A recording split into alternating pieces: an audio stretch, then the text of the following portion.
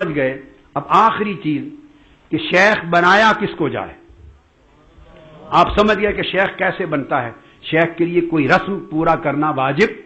نہیں ہے، ارادہ کر لیا، قلب کی توجہ ہو گئی، اس کی تعلیمات کی اقتداء اپنے اوپر لازم کر لی، شیخ ہو گئے، آپ ارادت میں آ گئے، آپ کا فریضہ پورا ہو گیا، اب آپ مردود نہیں۔ اور یہ جو جملہ کتابوں میں آتا ہے، تصوف کی کتابوں میں، جس کا شیخ کوئی نہیں اس کا شیخ شیطان ہے، اس کو بھی مس یوز کر کے ایکسپلائٹ کیا جاتا ہے۔ یہ میں نے آپ بتایا کامن مسلمان کے لیے جملہ نہیں ہے، یہ صوفیاء پر تہمت لگانے والی بات ہوگی۔ یہ دراصل انہی کے لیے ہے جو سالک اللہ بننا چاہتے ہیں، فقیری، زہد اور سلوک کی منزلیں طے کرنا چاہتے ہیں بغیر استاد کے۔ تو ان کے لیے کہا گیا کہ جو بغیر استاد کے اس کٹھن سفر میں سفر شروع جانا چاہے گا، شیطان اس کو بھٹکا دے گا، شیطان اس کو بھٹکا دے گا۔ ضروری ہے کہ وہ ماہر استاد کی نگرانی اور تربیت میں سفر طے کریں، اور استاد میں نے سمجھا دیا کہ کس طریقے سے بنتا ہے۔ اب اس کا قاعدہ یہ ہے کہ شیخ کون ہو۔ حکم دیا کہ شیخ کے لیے اجازت نہیں ہے کہ وہ لوگوں کے پاس جا کے مرید بنائے، جو چل کے تلاش کرے لوگوں کو مرید بنائے، نہ وہ شیخ ہے نہ اس سے بیعت کرنا جائز ہے۔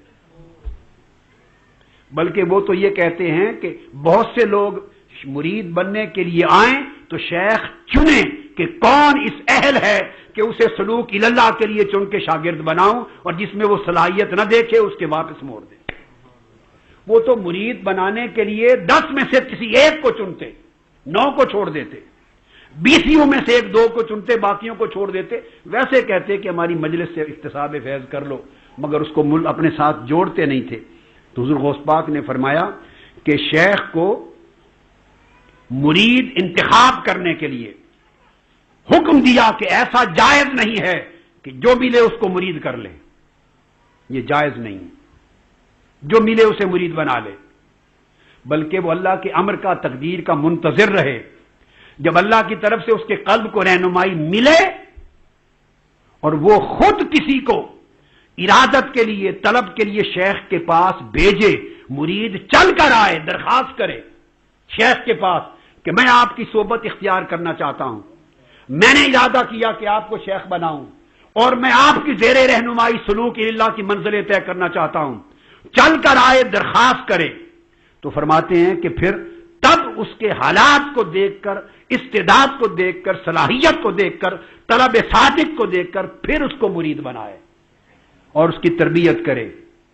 اور اگر ایسی چیز نہ ہو تو پھر اس کو مریدی میں نہ لے۔ یہ حضور سیدنا غوث العظم رضی اللہ تعالیٰ عنہ کا ارشاد ہے کہ ایسی صورت میں اس کو مریدی میں نہ لے، یہ ان کا فرمان۔ اور اب ہمارا حال کیا ہے؟ ہمارا حال یہ ہے، آج ہم نے تصوف کا حشر یہ کر دیا ہے کہ پیر اپنے ساتھ لوگوں کو لے کر مارکیٹنگ کرتے ہیں، ملک اور شہر دھکے کھاتے ہیں،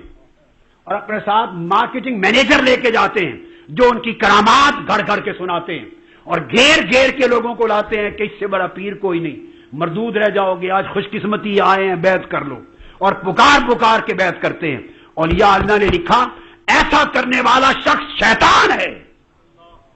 اور جو مریدوں کی تلاش میں پھرتا ہے وہ تو ابھی خدا کا مرید نہیں بنا، کسی اور کو کیا بنائے گا؟ جسے مریدوں کی طلب ہے وہ شیخ نہیں ہے، جسے مریدوں کی طلب ہے وہ شیخ نہیں ہے، یہ اولیاء اللہ نے فرمایا۔ اس لیے یہ ڈھونگ رچایا گیا کہ یہ شریعت کا علم تو مولویوں کا کام ہے، ہم تو فقیر اللہ والے لوگ ہیں، وہ گرز پکڑیں گے، دوزخ کے فرشتے تمہیں اللہ والے ہونے کا گمنڈ نکال کے رکھ دیں گے، مار مار کے تمہارا۔ اور اتنی بے اصل باتیں کرتے ہیں، مذاق خیز، جو نہ عقل کو قبول ہے نہ نقل کو قبول ہے، نہ کسی نے ان کو روایت کیا، نہ کسی عالم کے ہاں وہ مقبول۔ ایسی باتیں کرتے ہیں، میں کبھی کبھی خود سنتا ہوں، میں اب ان کا ذکر نہیں کر سکتا، بڑی مذاق خیز۔ جب اس قسم کی من گھڑت، جھوٹی، بے بنیاد، بے اصل کرامتیں بنا کے آپ سنائیں گے اور حضور غوث پاک کی طرف منسوب کریں گے، خواجہ غریب نواز کی طرف منسوب کریں گے، اور دیگر اولیاء کبار کی طرف منسوب کریں گے،